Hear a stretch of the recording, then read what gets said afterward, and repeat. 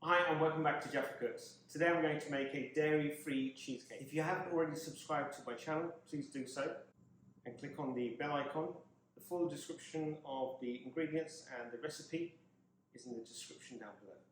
So let's get cooking. So in this cheesecake, everything is dairy-free.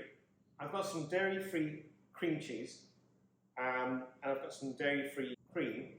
I need sour cream, so in the absence of dairy-free sour cream, I'm just going to use some cream and then use some lemon to make it a bit sour. The rest of the ingredients are strawberries.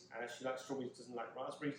So I'll show you how to reduce the content of strawberries so that it doesn't release water during cooking period.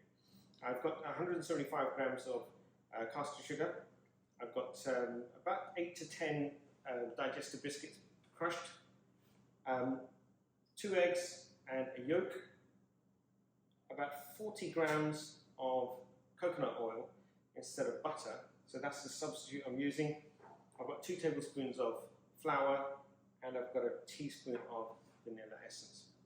So before I actually make the cheesecake, I'm going to take the strawberries and I'm going to reduce the water content and make some form of lumpy coulis. Alright, so let's get cooking. Okay, so I'm going to turn on the stove. And then what I've done is literally taken the strawberries and popped them into a pan. There's around about 400 to 500 grams of strawberries. And there's a couple of teaspoons of sugar.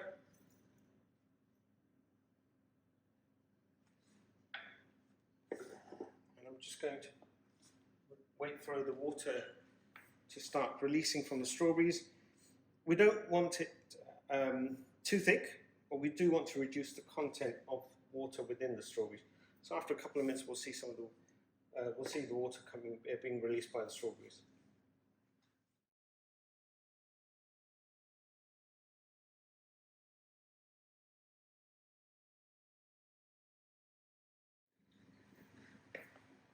Looks like the water's being released from the strawberries, as you can see.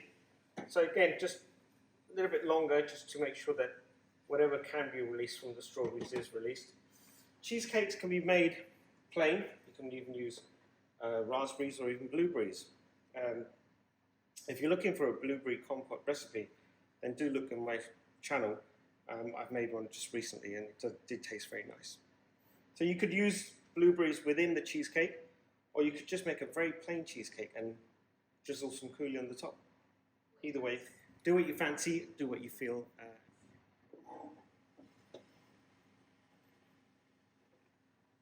So I'm just going to reduce the heat and let it simmer away. And in the meantime, I'll get the rest of the ingredients ready.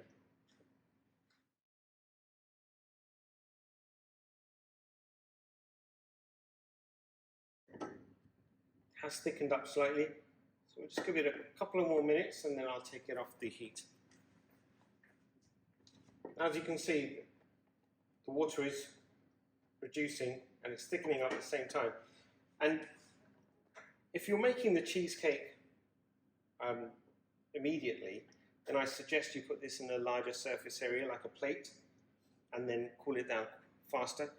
But if you could leave it overnight, then that would be best. Overnight, it will allow the strawberries to thicken up, or the water resistant to gel out because of the sugar. Okay, so let's prepare the next element, which is the biscuit base. So I'm just going to turn on the stove on a low heat, just over a little bit low heat, low to middle. And what we're going to do is we're going to mix the breadcrumbs with the coconut oil and really just cook it for a bit longer, about a couple of minutes. And then what we'll do is we'll place the breadcrumbs within the spring-based pan, and then we'll cook it up for about 10 minutes at about 140 degrees.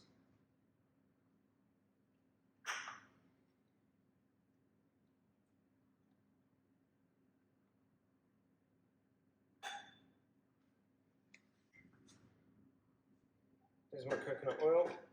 I'm just going to drop all those nicely crushed breadcrumbs. I'm just going to, and the reason why I'm mixing it on a pan is because coconut oil tends to solidify very, very quickly. So I'm just want to make sure that all those breadcrumbs do get some form of coconut oil, so that when we do bake the cheesecake, it does basically become a biscuit base.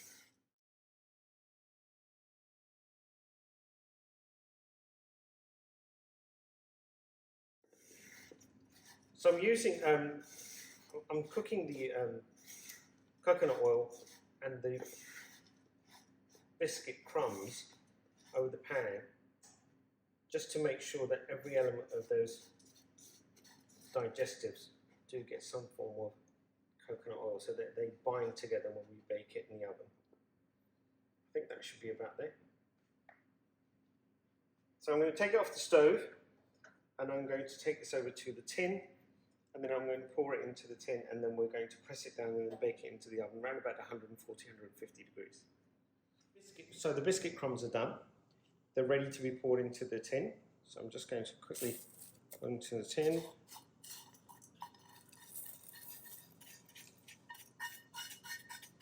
Make sure you get all the crumbs, biscuits, out of the pan into the tin. Now what we need to do is just basically spread it across the base evenly, and then push it down slightly. Spread it across first. Now, I really like digestives, however my daughter doesn't like a great deal.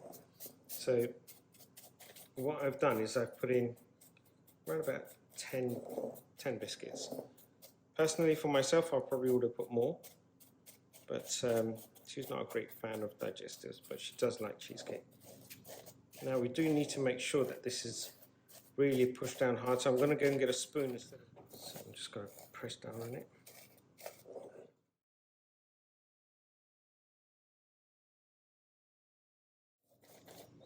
Actually, I forgot to mention that I've lined my tin with parchment paper.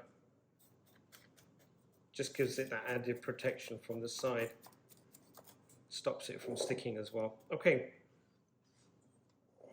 Right, my biscuit lining is done. Now I'm going to take it over to the oven, bake it for around 140–150 degrees. Okay, so for the cheesecake filling, we're going to take the remaining ingredients and put them into a whisk and beat them until they become a consistent cream consistency. So I've got my dairy-free cream cheese. Now dairy-free cream cheese has a different consistency. It's a bit more watery, so we have to be a bit more careful than regular cream cheese. So I'm just going to pour that in there. I've also got 175 grams sugar, 2 tablespoons of flour,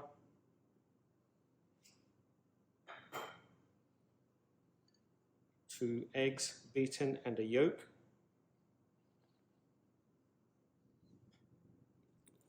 some lemon juice and some vanilla essence.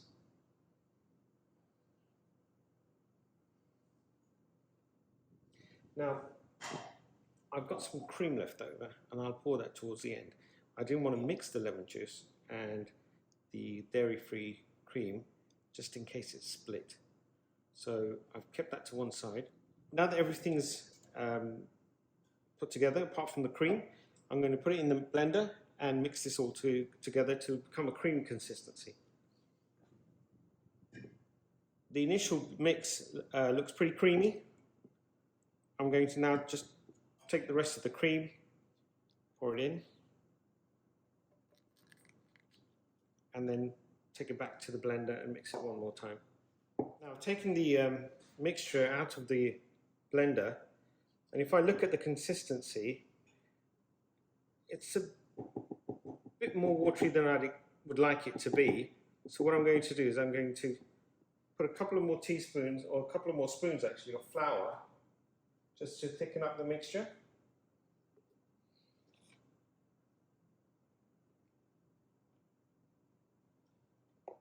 and then I'm going to take it back to the blender and give it another beating. So I've allowed my biscuit base to cool down, and what I'm going to do now is pour the mixture in 2 batches.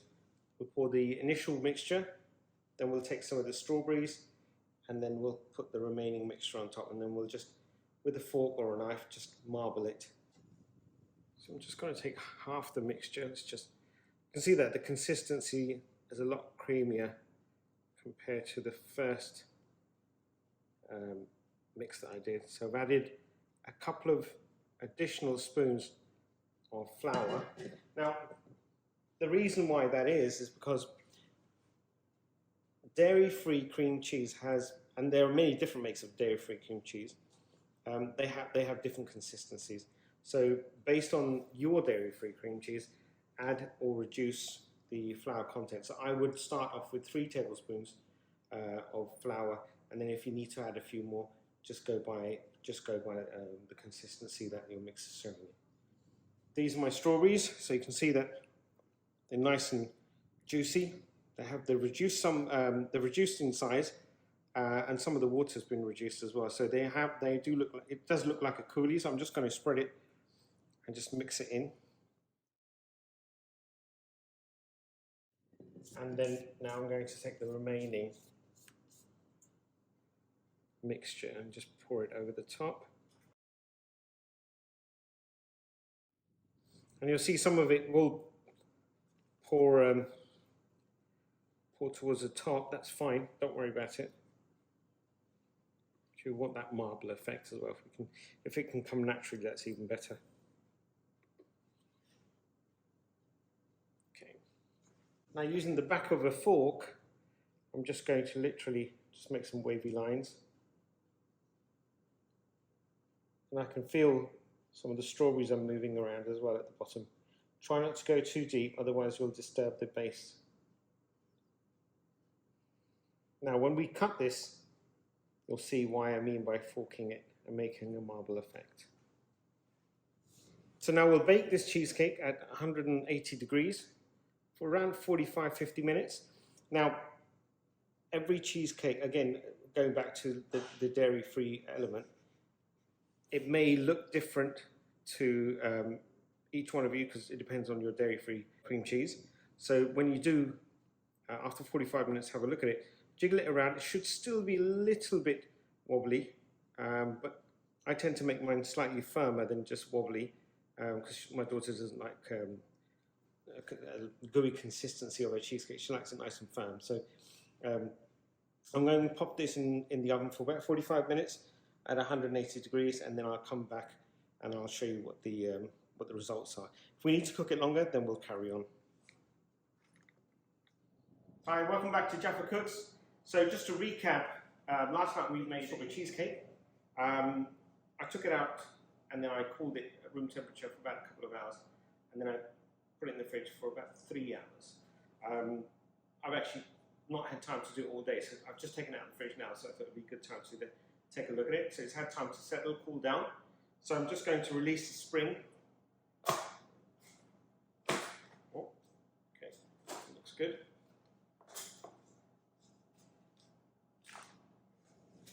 Just pull away the parchment paper.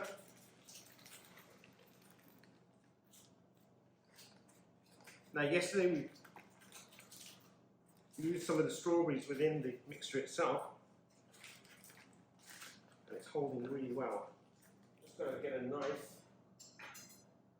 and just separate it.